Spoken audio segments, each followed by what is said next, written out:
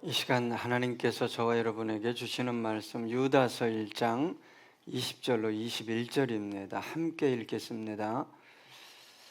사랑하는 자들아, 너희는 너희의 지극히 거룩한 믿음 위에 자신을 세우며 성령으로 기도하며 하나님의 사랑 안에서 자신을 지키며 영생에 이르도록 우리 주 예수 그리스도의 긍휼을 기다리라. 아멘. 우리 그리스도인들은 무엇으로 살아가는 사람일까요?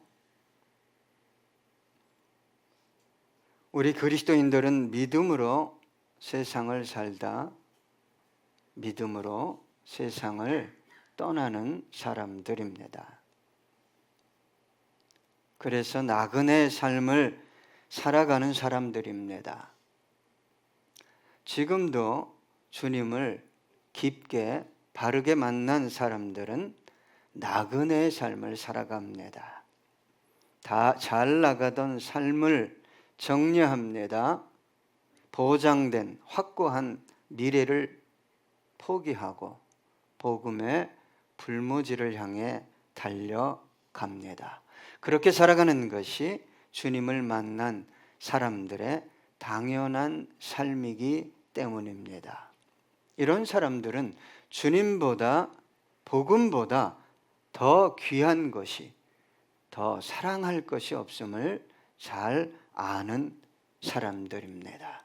주님이, 복음이 최상의 가치가 되어버렸기 때문입니다. 누가 말려도 설득해도 위협해도 그 길을 걸어갑니다. 인생의 절대 가치를 발견했기 때문입니다. 사실 우리 구주 예수님을, 복음을 가치라는 말로 다 표현할 수 없습니다. 영국에서 부르심을 받은 한 선교사님이 중국으로 떠나게 됐어요. 그때 당시만 해도 영국에서 중국을 간다는 것은 참 위험한 일이었습니다. 수개월 동안 배를 타고 가야 했어요. 그래서 선교사님은 배 선원들과 친분을 쌓고 대화를 나눴습니다. 하루는 이런저런 얘기를 하다가 선장이 이런 질문을 했어요. 그런데 그토록 먼 중국까지 도대체 무엇 때문에 가는 겁니까? 선교사가 얘기했어요. 예수님의 복음을 전하러 갑니다. 복음을 전하러 그 먼 땅에 혼자서 간다는 사실을 믿을 수가 없었던 선장은 이렇게 얘기했어요. 그래요? 당신은 중국 사람들의 마음을 변화시키러 가는 거군요. 이 말을 들은 선교사는 조용히 웃으며 대답했습니다. 제가 할 일이 아닙니다.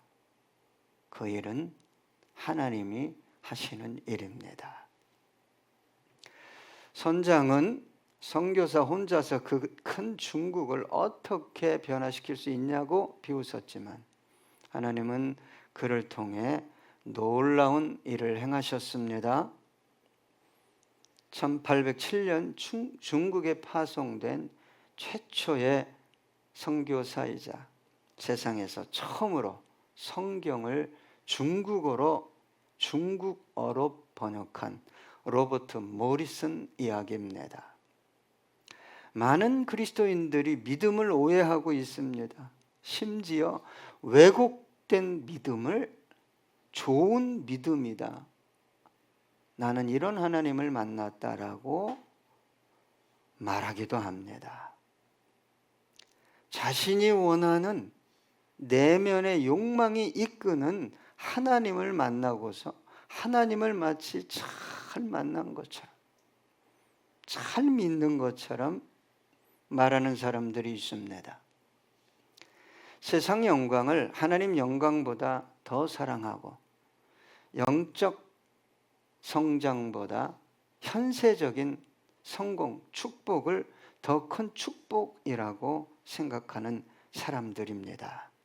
이런 사람들은 자신의 믿음이 어디로 흘러가고 있는지를 감지하지 못하는 사람들입니다. 심지어 세속화된 자신의 믿음이 옳다고 생각할 뿐만 아니라 대화하다 보면 주장까지 합니다. 왜 그럴까요? 진정으로 가치 있는 게 무엇인지, 진정으로 사랑해야 할 것이 무엇인지, 진정으로 두려워해야 할 것이 무엇인지를 전혀 모르기 때문입니다. 이런 사람들은 자신의 신앙을 점검하고 회복할 기회를 놓치고 맙니다. 왜 그럴까요? 신앙이 자기화되어 버렸기 때문이에요. 점검할 수가 없어요. 진리에 근거해서 성령님의 감동으로 말해도 받아들이지 않기 때문입니다. 그래서 오늘 주님은 유다를 통해 저와 여러분에게 이렇게 말합니다. 사랑하는 자들아, 너희는 너희의 지극히 거룩한 믿음 위에 자신을 세워라. 여러분, 믿음, 건강한 믿음, 좋은 믿음, 장성한 믿음, 성숙한 믿음, 이런 믿음은 들어봤지만 지극히 거룩한 믿음이라는 소리 들어보셨어요? 듣기 어려웠을 것입니다. 유다는 예수의 형제입니다. 예수님을 미쳤다고 한때, 가정을 버렸다고 책망하던 동생이었어요. 그런 그가 지극히 거룩한 믿음이 있다. 지극히 거룩한 믿음은 어떤 믿음일까요?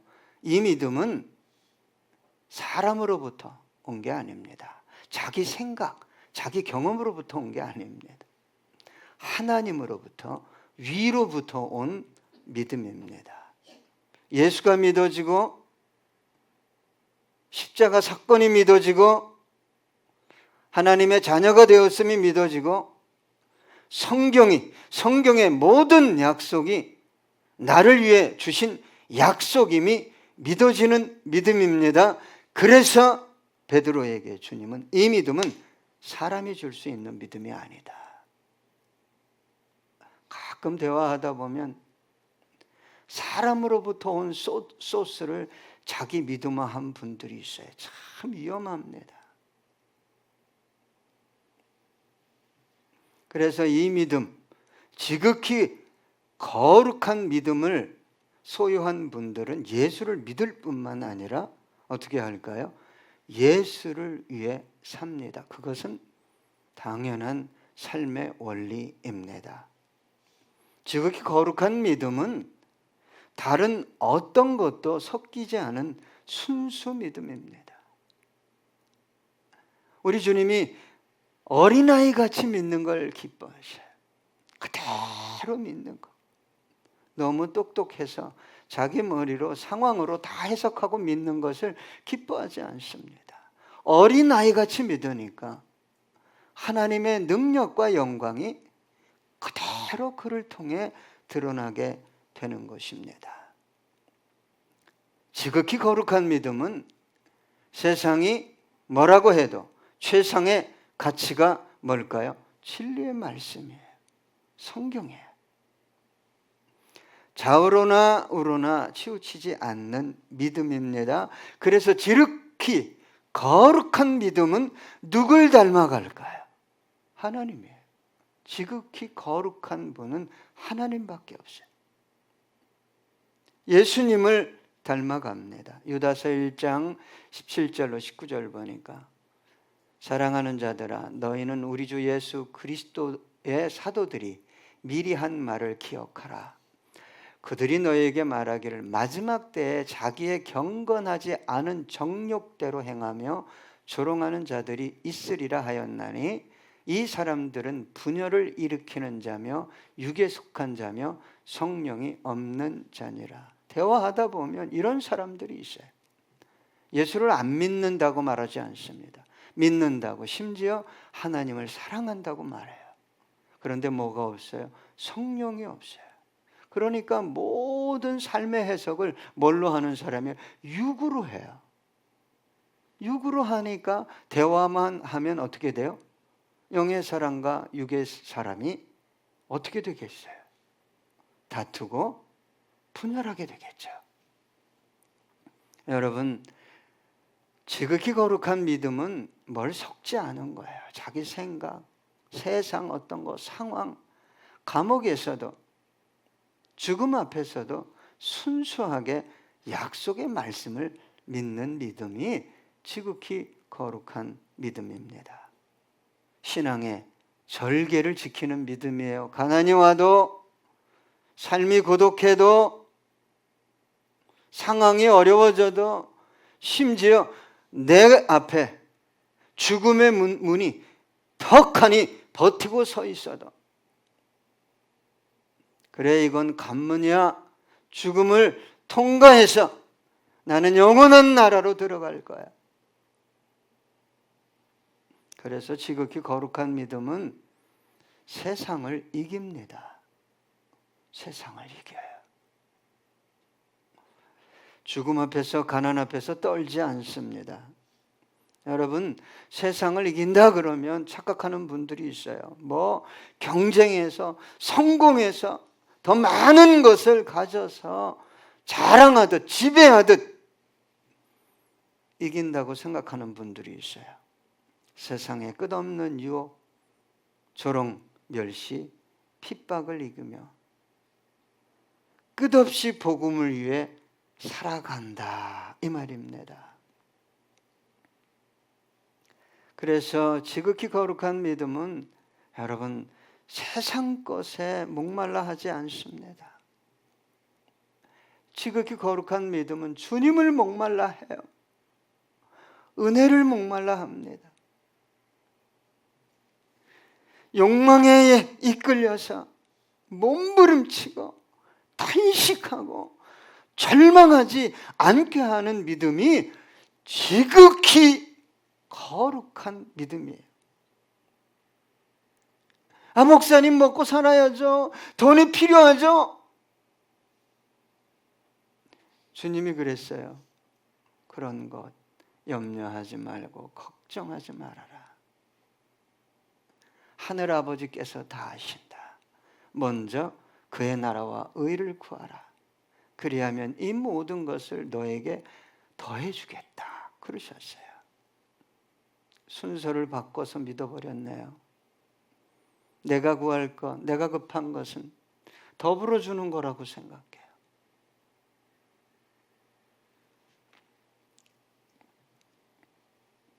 여러분, 지극히 거룩한 믿음은 무엇을 위해 삶을 올인한 것이냐? 복음을 위해서, 영혼을 위해서, 예수를 위해서요.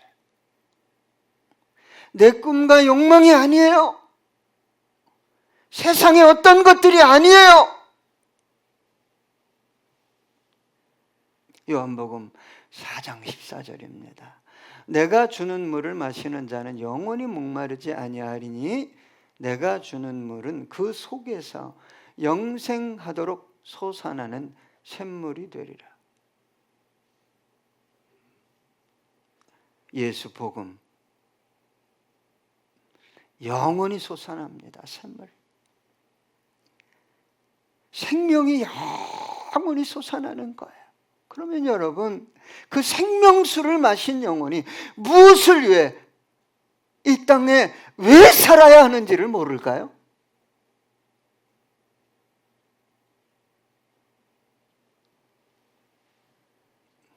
여러분, 지극히 거룩한 믿음은 자신을 이기고 세상을 이깁니다. 그리고 지극히 거룩한 믿음은 말씀 외에 절대 가치가 없어요. 말씀이에요. 여러분, 말씀을 읽고 성경을 듣고 묵상할 때 자기 안에 들어온 절대, 왜곡된 절대 가치가 있잖아요. 이러한 상황 속에서 어떻게 살아? 라는 절대 가치. 그걸 내려놓지 않으면요, 성경을 읽어도 설교를 들어도 영혼이 새롭게 될 수가 없어요. 그래서 주님께서 복음서에 칭찬한 사람이 누굽니까? 백부장이잖아. 그래, 내가 너희 집에 가서 너의 종을 고쳐줄게. 그랬더니 백부장이 뭐라고 그랬어요? 오지 마세요. 제가 어떻게 존귀한 당신을 누추한 저희 집에 모십니까? 말씀만 하세요. 기적을 믿는 신앙과 인격적으로 하나님을 신뢰하는 신앙의 차이예요. 기적을 믿는 신앙은 항상 뭘 줘야 믿어요. 그때까지 자기가 불신앙을 갖고 있다는 걸 몰라요. 말씀을 믿는 신앙은요, 이미 이루어질 걸 믿는 거예요. 아, 내가 이렇게 이 과정에 나그네 길을 걸어가다가 마지막 내 호흡이 멈추면 주님 품에 안기겠지.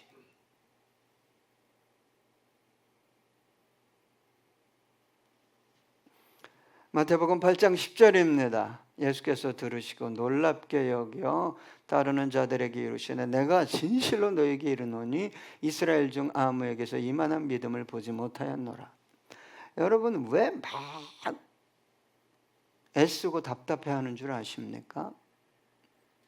주어질 때까지 못 믿기 때문이에요. 주신 걸로 믿으라고 그랬잖아요. 시편에 보면요, 다윗이 고난 속에 마지막에 탄식하다가 찬양해요. 그렇게 해줄 걸 믿고 선취적으로 하나님을 찬양합니다. 그래서 여러분, 오늘 본문은 네가 대체 어떤 믿음 위에서 너를 세워가고 있느냐라고 말해요. 너의 신앙을 건축해가고 있느냐? 지극히 거룩한 믿음이냐? 너로부터, 욕망으로부터, 사람으로부터, 세상으로, 그 욕구로부터 온 믿음이냐? 라고 말하는 거예요. 그래서 우리 주님이 마태복음 7장 24절에 27절에 이렇게 말씀하셨어요. 그러므로 누구든지 나의 이 말을 듣고 행하는 자는 그 집을 반석 위에 지은 지혜로운 사람 같으리니 비가 내리고 창수가 나고 바람이 불어 그 집에 부딪히되 무너지지 아니하나니 이는 주추를 반석 위에 놓은 까닭이요 나의 이 말을 듣고 행하지 아니하는 자는 그 집을 모래 위에 지은 어리석은 사람 같으리니 비가 내리고 창수가 나고 바람이 불어 그 집에 부딪히매 무너져 그 무너짐이 심하니라. 반석 위에 집 진 사람과 모래 위에 집 진 사람이 외형적으로는 똑같아요. 화려해요. 그럴듯해요.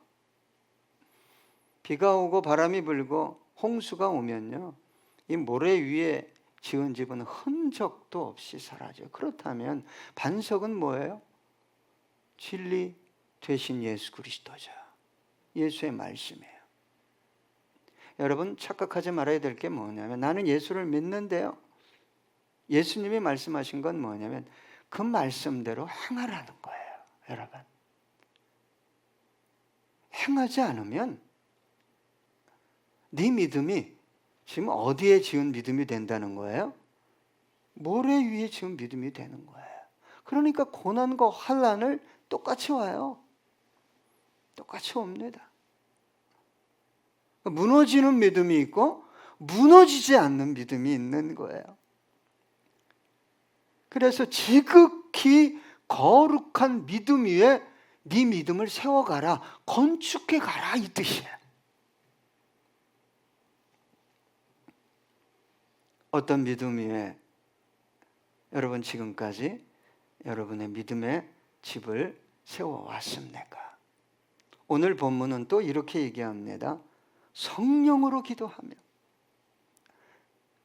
여러분 지극히 거룩한 믿음 위에 섞이지 않고 타협하지 않고 신앙의 절개를 지키며 세상을 이기는 믿음을 유지하기 위해서는요, 성령으로 기도해야 됩니다.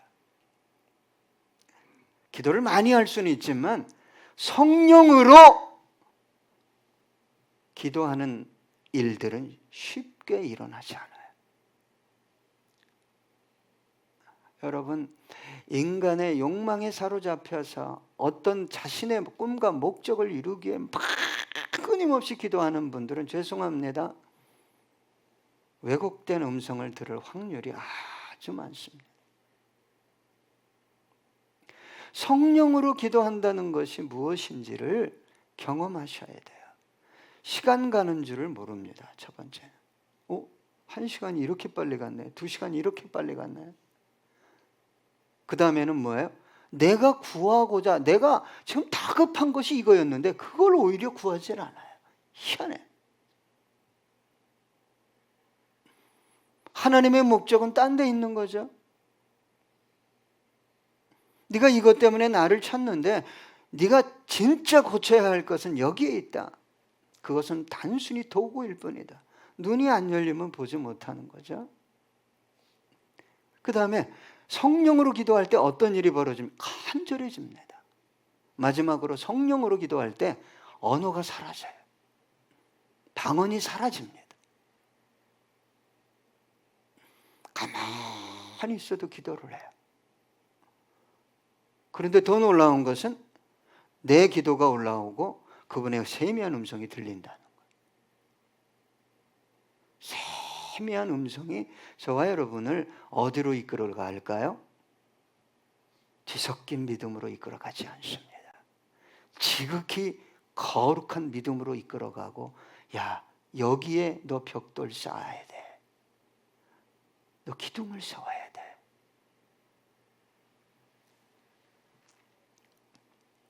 요한복음 16장 12절로 13절입니다. 내가 아직도 너에게 이를 것이 많으나 지금은 너희가 감당하지 못하리라.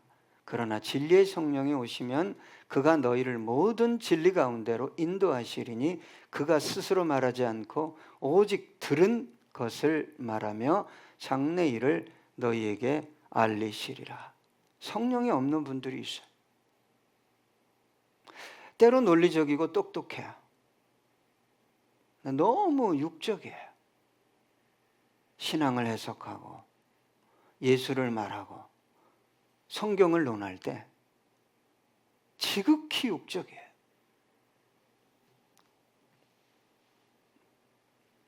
그래서 사도 바울이 에베소서 6장 18절에 이렇게 말합니다. 모든 기도와 간구를 하되 항상 성령 안에서 기도하고 이를 위하여 깨어 구하기를 항상 힘쓰며 여러 성도를 위하여 구하라.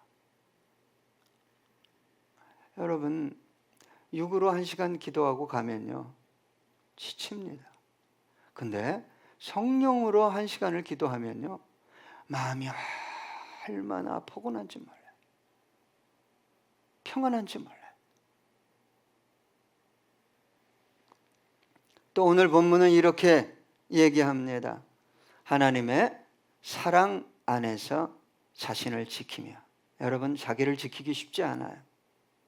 가정에서, 일터에서, 교회에서 자기 자신을 지키는 거, 여러분 하루에도 얼마나 많이 흔들립니까? 이놈의 생각이, 마음이 떠나고 싶지 않나요? 벗어나고 싶지 않아요? 다른 열심을 내라고 성경은 말하지 않습니다. 하나님의 사랑 안에 있어야 너 지킬 수 있다. 하나님의 사랑이, 저와 여러분을 향한 사랑이 어떤 사랑이에요? 예? 어떤 사랑으로 저와 여러분을 용서하시고 자녀 삼아 주셨습니까? 저 아름다운 영광의 나라를 준비하고 기다리고 계신 사랑의 하나님, 그 사랑 안에서 우리 마음을 지킬 수 있는 거예요. 삶을 지킬 수 있는 거예요. 요한일서 4장 10절입니다. 사랑은 여기 있으니 우리가 하나님을 사랑하는 것이 아니요 하나님이 우리를 사랑하사 우리 죄를 속하기 위하여 화목제물로 그 아들을 보내셨습니다. 여러분, 제가 부탁드렸어요. 우리 성도님들 정말 많지 않지만 하나님의 사랑을 몇 푼의 돈으로 확인하려고 하지 마세요. 제발. 그건 욕망이에요. 욕망. 하나님 사랑하는 거 아니에요. 믿음도 아니에요. 물론 그럴 수 있어요. 사랑하는 자녀에게 용돈도 주잖아요. 필요한 거 공급해 주잖아요. 이해할 수 없는 고난, 환난, 문제 속에서 하나님의 사랑을 뭘로 확인할 거예요, 여러분? 몸은 쇠퇴해가고 마음도 정신도 곤고해지는데 십자가 외에 없어요. 십자가 외에 하나님의 사랑의 확증은 존재하지 않습니다. 그래서 로마서 8장 38절로 39절 보니까 내가 확신하노니 사망이나 생명이나 천사들이나 권세자들이나 현재일이나 장래일이나 능력이나 높음이나 깊음이나 다른 어떤 피조물이라도 우리를 우리 주 그리스도 예수 안에 있는 하나님의 사랑에서 끊을 수 없으리라. 이 사랑 안에 있어야, 거해봐야, 이 사랑을 받아들여야, 경험해야 뭘 지켜요? 나를 지키는 거예요.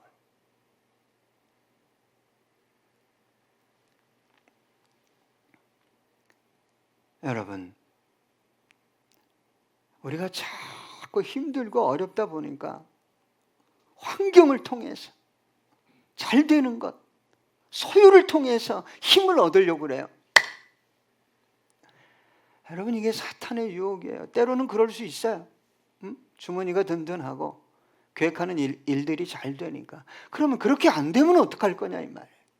어디서 힘을 얻을 거예요? 어디서 소망을 얻을 거예요? 어디서 신앙을 지키며 믿음의 길을, 사명의 길을 걸어갈 힘을 얻을 수 있냐 이 말이에요. 그러니까 다 포기하는 거예요.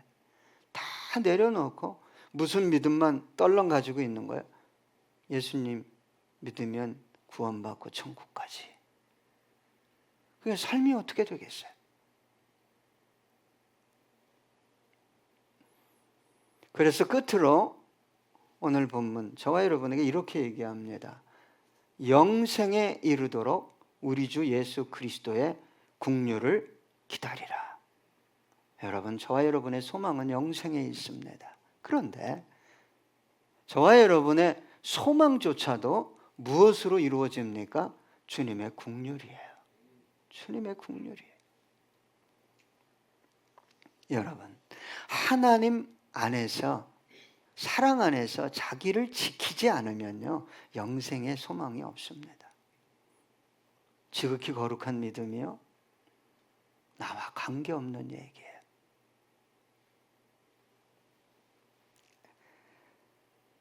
여러분, 우리 주님을 만나서 내가 영원한 안식을 누리게 될 거야.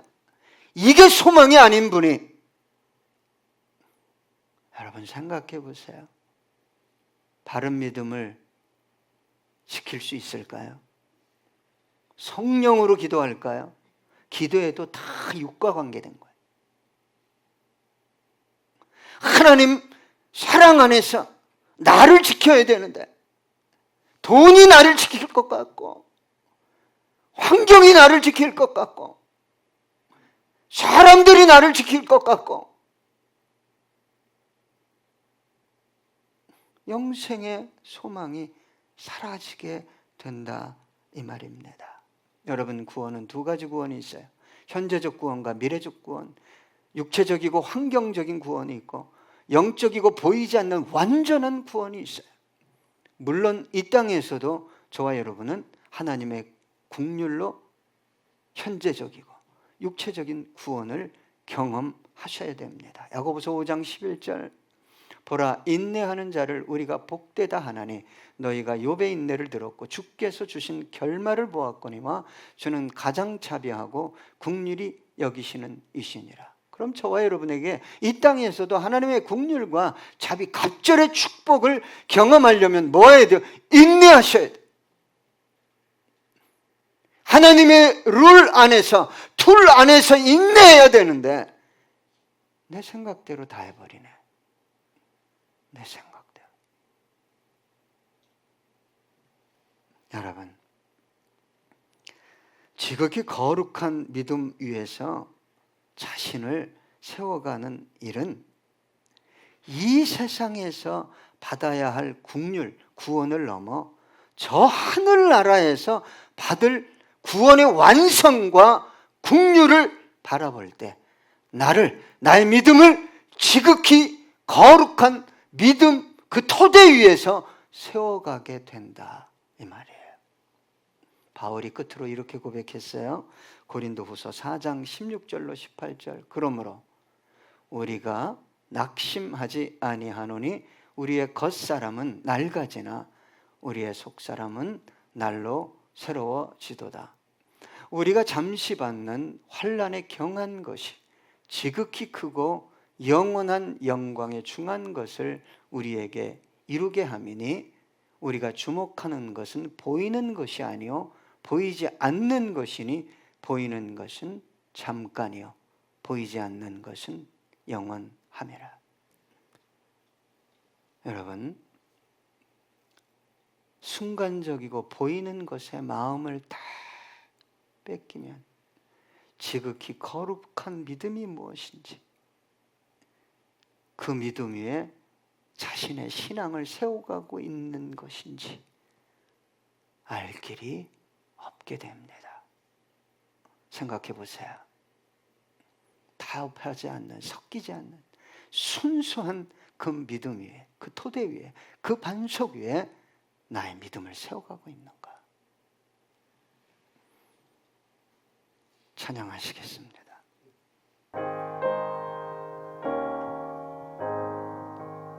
저 높은 곳을 향하여 날마다 나아갑니다. 내 뜻과 정성 모아서 날마다 기도함니. 괴로움과 죄가 있는 곳 나 비록 여기 살아도 빛나고 높은 저곳을 날마다 바라봅니다. 내 주여 내 맘 붙드소 그곳에 있게 하소서. 그곳은 빛과 사랑이 언제나 넘치옵니다. 의심의 안개 거치고 근심의 구름 없는 곳 기쁘고 참된 평화가 거기만 있사옵니다. 험하고 높은 이 길을 싸우며 나아갑니다. 다시금 기도하오니 내 주여 인도하소서. 내 주여 내 맘 붙드소 그곳에 있게 하소서. 그곳은 빛과 사랑이 언제나 넘치옵니다. 내 주를 따라 올라가면 저 높은 곳에 우뚝 서 영원한 복락 누리며 즐거운 노래 부르리.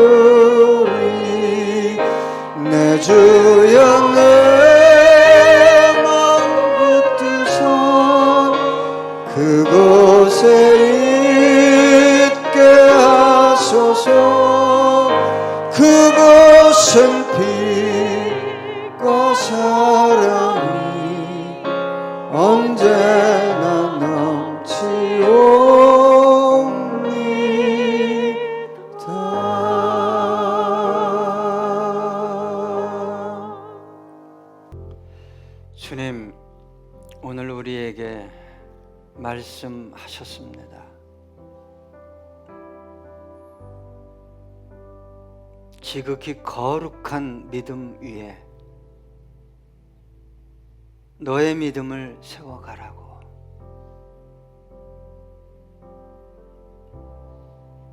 그 믿음을 유지하기 위해 성령으로 기도하라고.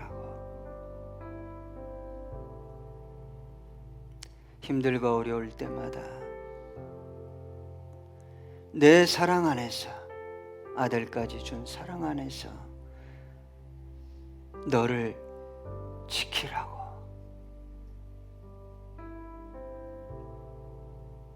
그래야 우리가 영생의 소망을 향해 하나님의 긍휼을 바라보며 나아갈 수 있다고 말씀하셨습니다.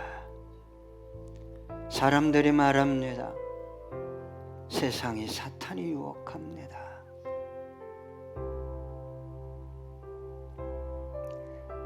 왜 그렇게 사니? 왜 그렇게 믿니? 왜 그렇게 열심을 내니? 왜 그렇게 헌신하니?